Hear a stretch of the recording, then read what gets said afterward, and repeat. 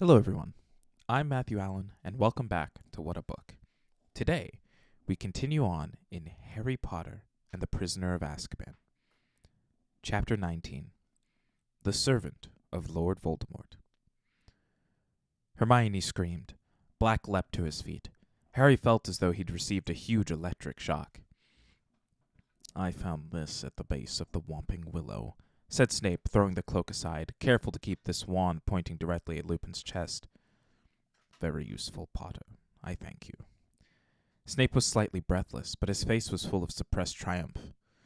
You're wondering, perhaps, how I knew you were here, he said, his eyes glittering. I've just been to your office, Lupin. You forgot to take your potion tonight, so I took a goblet full along, and very lucky I did. Lucky for me, I mean. Lying on your desk was a certain map. One glance at it told me all I needed to know. I saw you running along this passageway and out of sight. Severus, Lupin began, but Snape overrode him. I've told the headmaster again and again that you're helping your old friend Black into the castle, Lupin, and here's the proof. Not even I dreamed you would have the nerve to use this old place as your hideout. Severus, you're making a mistake, said Lupin urgently. You haven't heard everything. I can explain. Sirius is not here to kill Harry. 2 more for Azkaban tonight, said Snape, his eyes now gleaming fanatically. I shall be interested to see how Dumbledore takes this. He was quite convinced you were harmless, you know, Lupin. A tame werewolf. You fool, said Lupin softly. Is a schoolboy grudge worth putting an innocent man back inside Azkaban? Bang! Thin, snake-like cords burst from the end of Snape's wand and twisted themselves around Lupin's mouth, wrist, and ankles. He overbalanced and fell to the floor, unable to move. With a roar of rage, Black started toward Snape, but Snape pointed his wand straight between Black's eyes. Give me a reason, he whispered. Give me a reason to do it, and I swear I will. Black stopped dead. It would have been impossible to say which face showed more hatred. Harry stood there, paralyzed, not knowing what to do or whom to believe. He glanced around at Ron and Hermione. Ron looked just as confused as he did, still fighting to keep hold on the struggling Scabbers. Hermione, however, took an uncertain step toward Snape and said, in a very breathless voice, Professor Snape, it wouldn't hurt to hear what they've got to say, would it? Miss Granger, you are already facing suspension from this school, Snape spat. You, Potter, and Weasley are out of bounds in the company of a convicted murderer and a werewolf. For once in your life, hold your tongue. But if there was a mistake... Keep quiet, you stupid girl, Snape shouted, looking suddenly quite deranged. Don't talk about what you don't understand. A few sparks shot out of the end of his wand, which was still pointed at Black's face. Hermione fell silent. Vengeance is very sweet, Snape breathed at Black. How I hoped I would be the one to catch you. The joke's on you again, Severus, Black snarled. As long as this boy brings his rat up to the castle. He jerked his head at Ron. I'll come quietly. Up to the castle, said Snape silkily. I don't think we need to go that far. All I have to do is call the Dementors once we get out of the willow. They'll be very pleased to see you, Black. Pleased enough to give you a little kiss, I dare say. What little color there was in Black's face left it. You've got to hear me out, he croaked. The rat. Look at the rat. But there was a mad glint in Snape's eyes that Harry had never seen before. He seemed beyond reason. Come on, all of you, he said. He clicked his fingers, and the ends of the cords that bound Lupin flew to his hands. I'll drag the werewolf. Perhaps the Dementors will have a kiss for him, too. Before he knew what he was doing, Harry had crossed the room in 3 strides and blocked the door. Get out of the way, Potter. You're in enough trouble already, snarled Snape. If I hadn't been here to save your skin... Professor Lupin could have killed me about 100 times this year, Harry said. I've been alone with him loads of times, having defense lessons against the Dementors. If he was helping Black, why didn't he just finish me off then? Don't ask me to fathom the way a werewolf's mind works, hissed Snape. Get out of the way, Potter. You're pathetic, Harry yelled. Just because they made a fool of you at school, you won't even listen. Silence. I will not be spoken to like that. Snape shrieked, looking madder than ever. Like father, like son, Potter. I have just saved your neck. You should be thanking me on bended knee. You would have been well served if he'd killed you. You'd have died like your father, too arrogant to believe you might be mistaken in black. Now get out of the way, or I will make you. Get out of the way, Potter. Harry made up his mind in a split second. Before Snape could take even one step toward him, he had raised his wand. Expelliarmus, he yelled. Except that his wasn't the only voice that shouted. There was a blast that made the door rattle on its hinges. Snape was lifted off his feet and slammed into the wall, then slid down it to the floor, a trickle of blood oozing from under his hair. He had been knocked out. Harry looked around.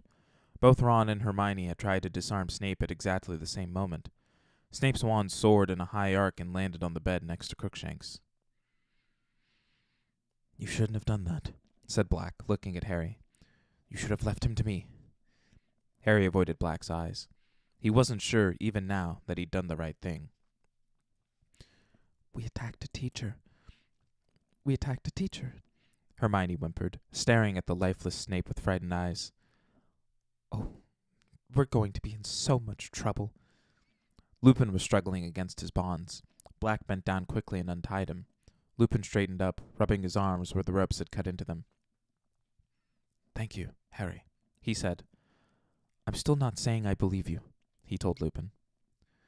Then it's time we offered you some proof, said Lupin. You, boy, give me Peter, please. Now. Ron clutched Scabbers closer to his chest. Come off it, he said weakly. Are you trying to say he broke out of Azkaban just to get his hands on Scabbers? I mean, he looked up at Harry and Hermione for support. Okay, say Pettigrew could turn into a rat. There are millions of rats. How's he supposed to know which one he's after if he was locked up in Azkaban?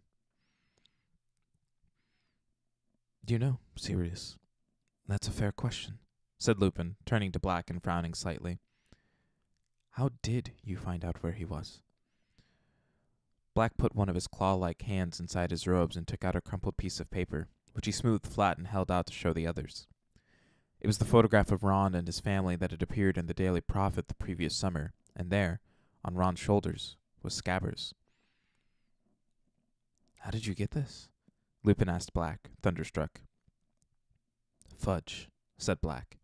When he came to inspect Azkaban last year, he gave me his paper, and there was Peter, on the front page, on this boy's shoulder. I knew him at once. How many times had I seen him transform? And the caption said the boy would be going back to Hogwarts, to where Harry was.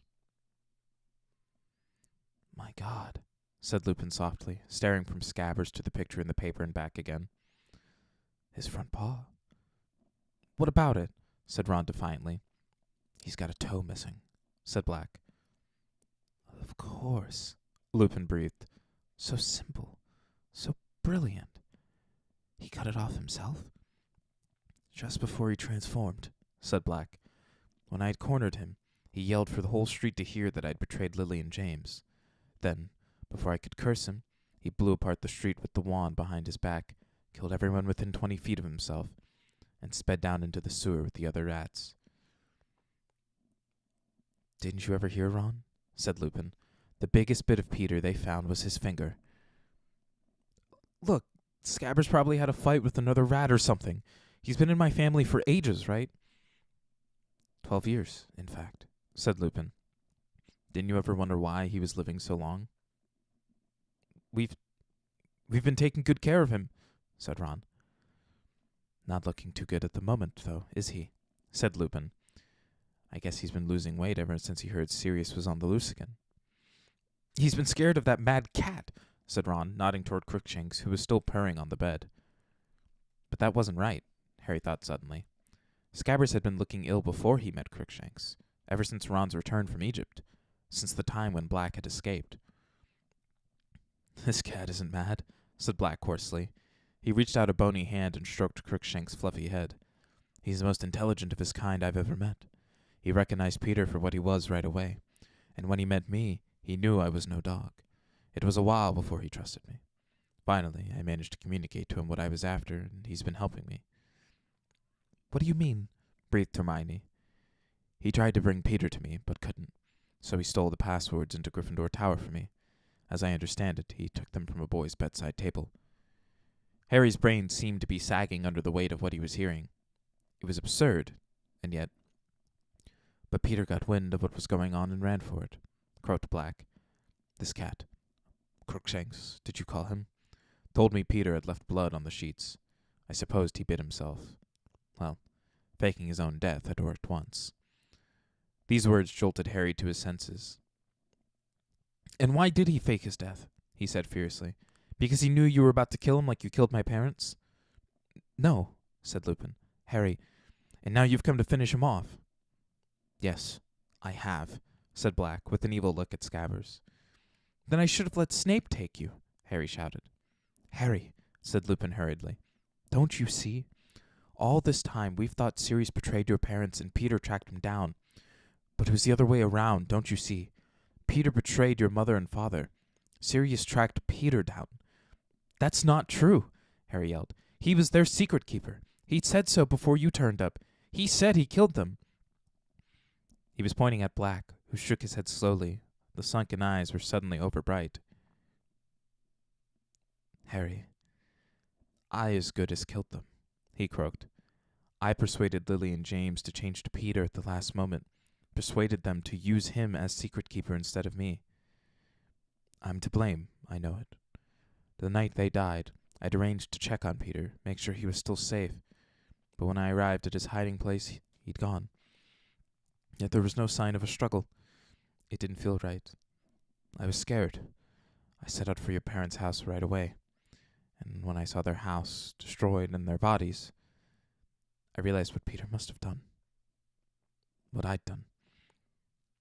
His voice broke. He turned away. Enough of this, said Lupin, and there was a steely note in his voice Harry had never heard before. There's one certain way to prove what really happened. Ron, give me that rat. What are you going to do with him if I give him to you? Ron asked Lupin tensely. Force him to show himself, said Lupin. If he really is a rat, it won't hurt him.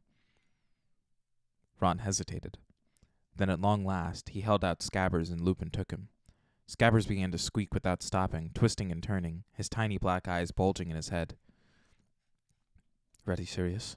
Said Lupin. Black had already retrieved Snape's wand from the bed. He approached Lupin and the struggling rat, and his wet eyes suddenly seemed to be burning in his face. Together, he said quietly. I think so, said Lupin, holding Scabbers tightly in one hand and his wand in the other. On the count of 3.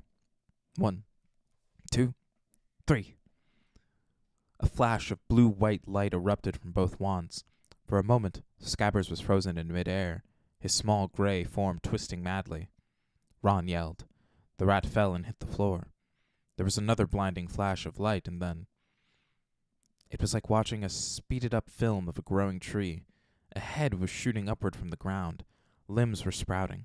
A moment later, a man was standing where Scabbers had been, cringing and wringing his hands. Crookshanks was spitting and snarling on the bed. The hair on his back was standing up. He was a very short man, hardly taller than Harry and Hermione. His thin, colorless hair was unkempt, and there was a large bald patch on top. He had the shrunken appearance of a plump man who has lost a lot of weight in a short time. His skin looked grubby, almost like Scabbers' fur, and something of the rat lingered around his pointed nose and his very small, watery eyes. He looked around at them all, his breathing fast and shallow. Harry saw his eyes dart to the door and back again. Well, hello, Peter, said Lupin pleasantly, as though rats frequently erupted into old school friends around him. Long time, no see. Serious? Remus. Even Pettigrew's voice was squeaky. Again, his eyes darted toward the door. My friends. My old friends. Black's wand arm rose, but Lupin seized him around the wrist, gave him a warning look, then turned again to Pettigrew, his voice light and casual. We've been having a little chat, Peter, about what happened the night Lily and James died. You might have missed the finer points while you were squeaking around down there on the bed. Remus? Gasped Pettigrew, and Harry could see beads of sweat breaking out over his pasty face. You don't believe him, do you? He tried to kill me, Remus. So we've heard, said Lupin, more coldly. I'd like to clear up one or two little matters with you, Peter, if you'd be so. He's come to try and kill me again, Pettigrew squeaked suddenly, pointing at Black, and Harry saw that he used his middle finger because his index was missing. He killed Lily and James, and now he's going to kill me too. You've got to help me, Remus. Black's face looked more skull-like than ever as he stared at Pettigrew with his fathomless eyes. No one's going to try and kill you until we've sorted a few things out, said Lupin. Sorted things out? Squealed Pettigrew, looking wildly about him once more, eyes taking in the boarded windows and, again, the only door. I knew he'd come after me. I knew he'd be back for me. I've been waiting for this for 12 years. You knew Sirius was going to break out of Azkaban, said Lupin, his brow furrowed, when nobody has ever done it before. He's got dark powers the rest of us can only dream of, Pettigrew shouted shrilly. How else did he get out of there? I suppose he who must not be named taught him a few tricks. Black started to laugh, a horrible, mirthless laugh that filled the whole room. Voldemort, teach me tricks, he said. Pettigrew flinched as though Black had brandished a whip at him. What, scared to hear your old master's name? Said Black. I don't blame you, Peter.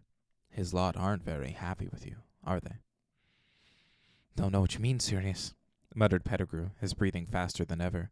His whole face was shining with sweat now. You haven't been hiding from me for 12 years, said Black. You've been hiding from Voldemort's old supporters. I heard things in Azkaban, Peter. They all think you're dead, or you'd have to answer to them.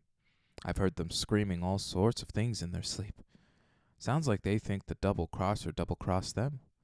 Voldemort went to the Potters on your information, and Voldemort met his downfall there.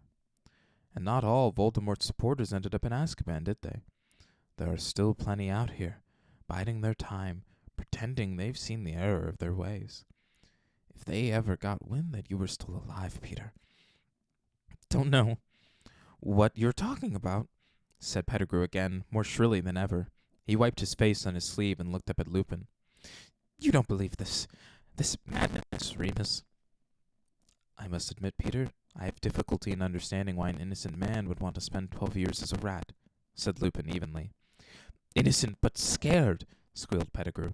If Voldemort's supporters were after me, it was because I put one of their best men in Azkaban, the spy Sirius Black. Black's face contorted. How dare you? He growled, sounding suddenly like the bear-sized dog he had been. I, a spy for Voldemort? When did I ever sneak around people who were stronger and more powerful than myself? But you, Peter, I'll never understand why I didn't see you were the spy from the start. You always liked big friends who'd looked after you, didn't you? It used to be us, me and Remus, and James. Pettigrew wiped his face again. He was almost panting for breath. Me, a spy. Must be out of your mind. Never. Don't know how much you can say such a... Lily and James only made you secret keeper because I suggested it, Black hissed, so venomously that Pettigrew took a step backward. I thought it was the perfect plan. A bluff.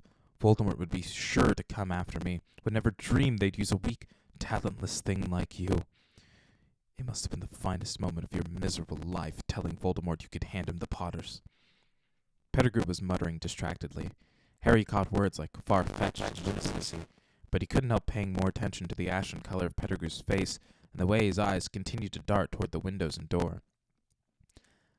Professor Lupin, said Hermione timidly, Can I say something? Certainly, Hermione, said Lupin courteously. Well, Scabbers, I mean this man, he's been sleeping in Harry's dormitory for 3 years. If he's working for you-know-who, how come he never tried to hurt Harry before now? There, said Pettigrew shrilly, pointing at Ron with his maimed hand. Thank you. You see, Remus, I have never hurt a hair of Harry's head. Why should I? I'll tell you why, said Black. Because you never did anything for anyone unless you could see what was in it for you. Voldemort's been in hiding for 15 years. They say he's half dead. You weren't about to commit murder right under Albus Dumbledore's nose for a wreck of a wizard who'd lost all of his power, were you? You'd want to be quite sure he was the biggest bully in the playground before you went back to him, wouldn't you? Why else did you find a wizard family to take you in? Keeping an ear out for news, weren't you, Peter? Just in case your old protector regained strength and it was safe to rejoin him. Pettigrew opened his mouth and closed it several times. He seemed to have lost the ability to talk. Mr. Black. Sirius, said Hermione. Black jumped at being addressed like this and stared at Hermione as though he had never seen anything quite like her. If you don't mind me asking, how did you get out of Azkaban, if you didn't use dark magic? Thank you, gasped Pettigrew, nodding frantically at her. Exactly, precisely what I... But Lupin silenced him with a look. Black was frowning slightly at Hermione, but not as though he were annoyed with her. He seemed to be pondering his answer. I don't know how I did it, he said slowly. I think the only reason I never lost my mind is that I knew I was innocent. That wasn't a happy thought, so the Dementors couldn't suck it out of me. But it kept me sane in knowing who I am, helped me keep my powers, so when it all became too much, I could transform in my cell, become a dog. Dementors can't see you, you know. He swallowed. They feel their way toward people by feeding off their emotions. They could tell that my feelings were less human, less complex when I was a dog. But they thought, of course, that I was losing my mind like everyone else in there, so it didn't trouble them. But I was weak, very weak, and I had no hope of driving them away from me without a wand. But then I saw Peter in that picture. I realized he was at Hogwarts with Harry, perfectly positioned to act if one hint reached his ears that the dark side was gathering strength again. Pettigrew was shaking his head, now mouthing noiselessly, but staring all the while at Black as though hypnotized, ready to strike at the moment he could be sure of allies, and to deliver the last Potter to them. If he gave them Harry, who'd dare say he'd betrayed Lord Voldemort? He'd be welcomed back with honors. So you see, I had to do something. I was the only one who knew Peter was still alive. Harry remembered what Mr. Weasley had told Mrs. Weasley. The guards say he's been talking in his sleep. Always the same words. He's at Hogwarts. It was as if someone had lit a fire in my head, and the Dementors couldn't destroy it. It wasn't a happy feeling. It was an obsession, but it gave me strength. It cleared my mind. So, one night, when they opened my door to bring food, I slipped past them as a dog. It's so much harder for them to sense animal emotions that they were confused. I was thin, very thin enough to slip through the bars. I swam as a dog back to the mainland. I journeyed north and slipped into the Hogwarts grounds as a dog. I've been living in the forest ever since, except when I came to watch the Quidditch, of course. You fly as well as your father did, Harry. He looked at Harry, who did not look away. Believe me, croaked Black. Believe me, Harry. I never betrayed James and Lily. I would have died before I betrayed them. And at long last, Harry believed him. Throat too tight to speak, he nodded. No. Pettigrew had fallen to his knees as though Harry's nod had been his own death sentence. He shuffled forward on his knees, groveling, his hands clasped in front of him as though praying. Sirius, it's me. It's Peter, your friend. You wouldn't... Black kicked out and Pettigrew recoiled. There's enough filth on my robes without you touching them, said Black. Remus! Pettigrew squeaked, turning to Lupin instead, writhing and imploringly in front of him. You don't believe this. Wouldn't Sirius have told you they'd changed the plan? Not if he thought I was the spy, Peter, said Lupin. I assume that's why you didn't tell me, Sirius, he said casually over Pettigrew's head. Forgive me, Remus, said Black. Not at all, Padfoot, old friend, said Lupin, who was now rolling up his sleeves.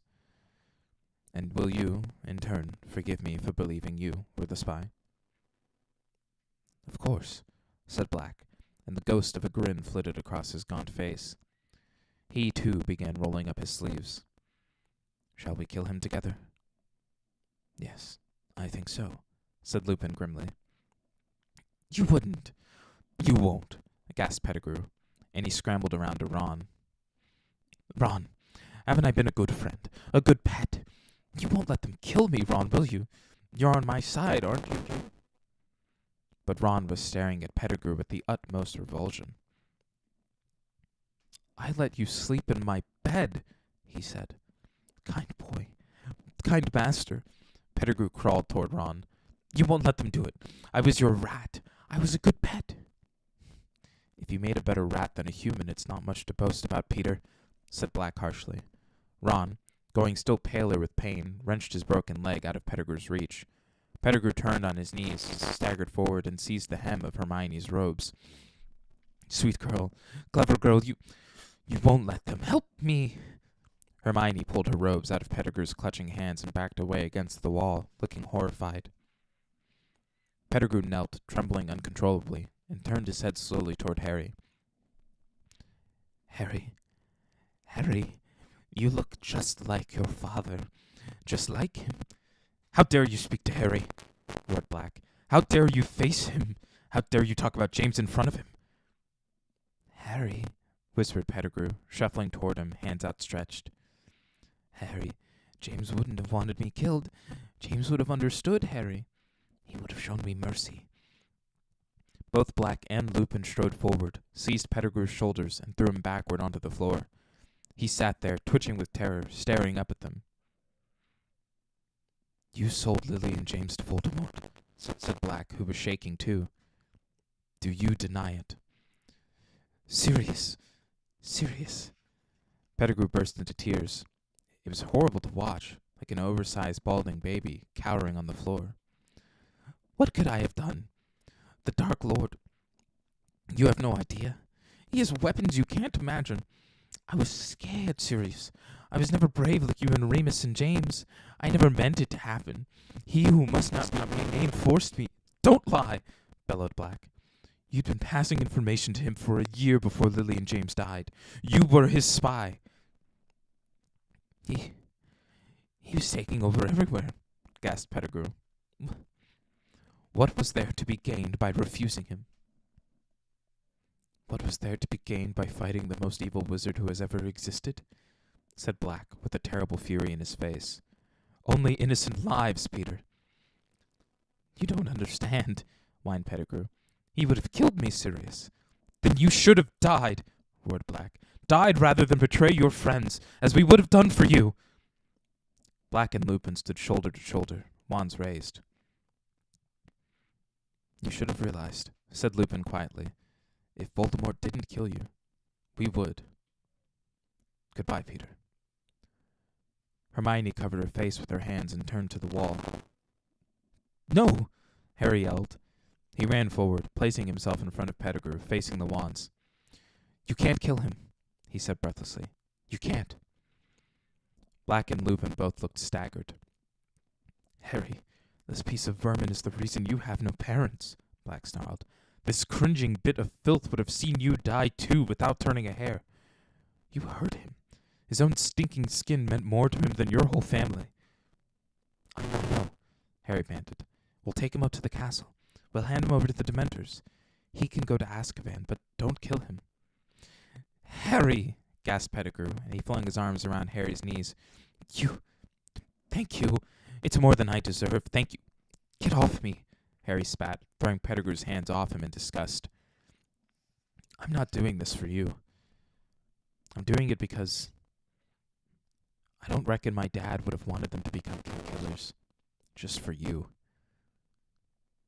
No one moved or made a sound except Pettigrew, whose breath was coming in wheezes as he clutched his chest. Black and Lupin were looking at each other. Then, with one movement, they lowered their wands. You're the only person who has the right to decide, Harry, said Black. But think. Think what he did. He can go to Azkaban, Harry repeated. If anyone deserves that place, he does. Pettigrew was still wheezing behind him. Very well, said Lupin. Stand aside, Harry. Harry hesitated. I'm going to tie him up, said Lupin. That's all, I swear. Harry stepped out of the way. Thin cord shot from Lupin's wand this time, and next moment Pettigrew was wriggling on the floor, bound and gagged. But if you transform, Peter, growled Black, his own wand pointing at Pettigrew too, we will kill you. You agree, Harry? Harry looked down at the pitiful figure on the floor and nodded so that Pettigrew could see him. Right, said Lupin, suddenly businesslike. Ron, I can't moan bones nearly as well as Madame Pomfrey, so I think it's best if we just strap your leg up until we can get you to the hospital wing. He hurried over to Ron, bent down, tapped Ron's leg with his wand, and muttered, Ferula. Bandages swung up Ron's leg, strapping it tightly to a splint. Lupin helped him to his feet. Ron put his weight gingerly on the leg and didn't wince. That's better, he said. Thanks. What about Professor Snape? Said Hermione in a small voice, looking down at Snape's prone figure. There's nothing seriously wrong with him, said Lupin, bending over Snape and checking his pulse. You were just a little over-enthusiastic. Still out cold. Perhaps it will be best if we don't revive him until we're safely back in the castle. We can take him like this. He muttered, Mobile corpus. As though invisible strings were tied to Snape's wrist, neck, and knees, he was pulled into a standing position, head still lolling unpleasantly, like a grotesque puppet. He hung a few inches above the ground, his limp feet dangling. Lupin picked up the invisibility cloak and tucked it safely into his pocket.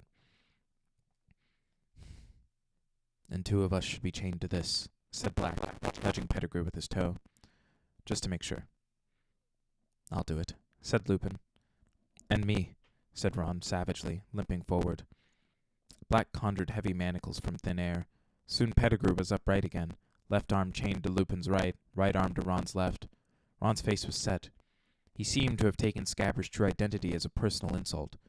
Crookshanks leapt lightly off the bed and led the way out of the room, his bottle-brush tail held jauntily high. Chapter 20. The Dementor's Kiss. Harry had never been part of a stranger group. Crookshanks led the way down the stairs. Lupin, Pettigrew, and Ron went next, looking like entrants in a 6-legged race. Next came Professor Snape, drifting creepily along, his toes hitting each stair as they descended, held up by his own wand, which was being pointed at him by Sirius. Harry and Hermione brought up the rear. Getting back into the tunnel was difficult. Lupin, Pettigrew, and Ron had to turn sideways to manage it. Lupin still had Pettigrew covered with his wand. Harry could see them edging awkwardly along the tunnel in single file. Crookshanks was still in the lead. Harry went right after Black, who was still making Snape drift along ahead of them. He kept bumping his lolling head on the low ceiling. Harry had the impression Black was making no effort to prevent this. You know what this means? Black said abruptly to Harry as they made their slow progress along the tunnel, turning Pettigrew in. You're free? Said Harry. Yes, said Black. But I'm also... I don't know if anyone ever told you. I'm your godfather. Yeah, I knew that, said Harry. Well, your parents appointed me your guardian, said Black stiffly. If anything happened to them... Harry waited. Did Black mean what he thought he meant? I'll understand, of course, if you want to stay with your aunt and uncle, said Black. But, well, think about it. Once my name's cleared, if you wanted a different home. Some sort of explosion took place in the pit of Harry's stomach. What? Live with you? He said, accidentally cracking his head on a bit of rock protruding from the ceiling. Leave the Dursleys? Of course, I thought you wouldn't want to, said Black cloakily. I understand. I just thought I'd... Are you insane? Said Harry, his voice easily as croaky as Black's. Of course I want to leave the Dursleys. Have you got a house? When can I move in? Black turned right around to look at him. Snape's head was scraping the ceiling, but Black didn't seem to care. You want to, he said. You mean it? Yeah, I mean it, said Harry. Black's gaunt face broke into the first true smile Harry had seen upon it. The difference it made was startling, as though a person 10 years younger were shining through the starved mask. For a moment, he was recognizable as the man who had laughed at Harry's parents' wedding. They did not speak again until they had reached the end of the tunnel. Crookshanks started up first. He had evidently pressed his paw to the knot on the trunk because Lupin, Pettigrew, and Ron clambered upward without any sound of savaging branches. Black saw Snape up through the hole, then stood back for Harry and Hermione to pass. At last, all of them were out. The grounds were very dark now. The only light came from the distant windows of the castle. Without a word, they set off. Pettigrew was still wheezing and occasionally whimpering. Harry's mind was buzzing. He was going to leave the Dursleys. He was going to live with Sirius Black, his parents' best friend. He felt dazed. What would happen when he told the Dursleys he was going to live with the convict they'd seen on television? One wrong move, Peter, said Lupin threateningly ahead. His wand was still pointed sideways at Pettigrew's chest. Silently, they tramped through the grounds, the castle lights growing slowly larger. Snape was still drifting weirdly ahead of Black, his chin bumping on his chest. And then a cloud shifted. There were suddenly dim shadows on the ground. Their party was bathed in moonlight. Snape collided with Lupin, Pettigrew, and Ron, who had stopped abruptly. Black froze. He flung out one arm to make Harry and Hermione stop. Harry could see Lupin's silhouette. He'd gone rigid. Then his limbs began to shake. "Oh my," Hermione gasped. "He didn't take his potion tonight. He's not safe." "Run," Black whispered. "Run. Now." But Harry couldn't run. Ron was chained to Pettigrew and Lupin. He leapt forward, but Black caught him around the chest and threw him back. "Leave it to me. Run!" There was a terrible snarling noise. Lupin's head was lengthening. So was his body. His shoulders were hunching. Hair was sprouting visibly on his face and hands, which were curling into clawed paws. Crookshank's hair was on end again. He was backing away. As the werewolf reared, snapping its long jaws, Sirius disappeared from Harry's side. He had transformed. The enormous, bear-like dog bounded forward. As the werewolf wrenched itself free of the manacle binding, the dog seized it about the neck and pulled it backward, away from Ron and Pettigrew. They were locked, jaw to jaw, claws ripping at each other. Harry stood, transfixed by the sight, too intent upon the battle to notice anything else. It was Hermione's scream that alerted him. Pettigrew had died for Lupin's dropped wand. Ron, unsteady on his bandaged leg, fell. There was a bang, a burst of light, and Ron lay motionless on the ground. Another bang. Crookshanks flew into the air and back to the earth in a heap. "Expelliarmus!" Harry yelled, pointing his own wand at Pettigrew. Lupin's wand flew high into the air and out of sight. "Stay where you are!" Harry shouted, running forward. Too late. Pettigrew had transformed. Harry saw his bald tail whip through the manacle on Ron's outstretched arm and heard us scurrying through the grass. There was a howl and a rumbling growl. Harry turned to see the werewolf taking flight. It was galloping into the forest. "Sirius, he's gone. Pettigrew transformed," Harry yelled. Black was bleeding. There were gashes across his muzzle and back, but at Harry's words he scrambled up again, and in an instant the sound of his paws faded to silence as he pounded away across the grounds. Harry and Hermione dashed over to Ron. "What did he do to him?" Hermione whispered. Ron's eyes were only half closed. His mouth hung open. He was definitely alive. They could hear him breathing, but he didn't seem to recognize them. "I don't know." Harry looked desperately around. Black and Lupin both gone. They had no one but Snape for company, still hanging, unconscious, in midair. "We'd better get them up to the castle and tell someone," said Harry, pushing his hair out of his eyes, trying to think straight. "Come." But then, from beyond the range of their vision, they heard a yelping, a whining, a dog in pain. "Sirius," Harry muttered, staring into the darkness. He had a moment's indecision, but there was nothing they could do for Ron at the moment, and by the sound of it, Black was in trouble. Harry set off at a run, Hermione right behind him. The yelping seemed to be coming from the ground near the edge of the lake. They pelted toward it, and Harry, running flat out, felt the cold without realizing what it must mean. The yelling stopped abruptly.